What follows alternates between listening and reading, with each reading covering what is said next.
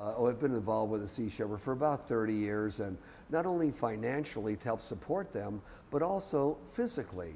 A few years back, my daughter and I went on the Sea Shepherd boat in the Bay of St. Lawrence where they were clubbing baby harp seals to death for their furs and penises, and we got on the icebergs. For 1 week, we lived on the Sea Shepherd and on the icebergs with the baby harp seals. Too gentle, too weak to go in the water. They need to build up. Mom has to feed them on that iceberg. They come over, club them to death before they go into the water. That 1 week we were on, Paul Watson thinks we probably saved 100,000 baby harp seals from being slaughtered to death, because we said, we were broadcasting on the radio right there in Canada, if you come up to club them, you're going to have to club me and my daughter Alexis first. We're going to stand between you and that harp seal, and I think it worked pretty good. So we actively participate. So excited about it. In fact, Steve Wynn is one that turned me on. Steve's a great guy to saving the planet with the seas. Love Steve Wynn, guy in the casino business, groovy guy. So it turned out that they needed another boat, and I helped them financing some of the other boats, gave them some money for it, but I went out and bought them a Coast Guard cutter.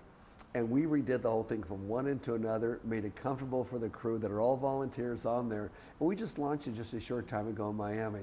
And they called it the Paul DeJoria. But it's quick, so we can run down those poachers. Whether they're after sharks, just overfishing an area, or whales or dolphins or endangered species. We're right there. And when we go to a country, usually the local police force gets on board with us, or military, and they're the ones that have the guns that could arrest people, but we're the vehicle that can chase them down and find them, and we're relentless in what we do. We're going to save all those species. What people don't realize, and gosh, I hope you keep this on your program, what they don't realize, if we stopped fishing right now, it's 40 years before the seas are replenished like they were a couple hundred years ago. Can you imagine that? 40 years. So we're all about saving species. People say, well, let the sharks go. Who cares if you kill 1 million sharks? The million sharks go because they're cutting off fins and just throwing the carcass back in the water, and they're still alive. Terrible death for them. The whole sea goes. It's part of the ecosystem. It's like if whales go, the sea goes. Because of the plankton, what they do in great depths, people don't realize that. We must keep God's world intact. If we don't, we're going to destroy ourselves.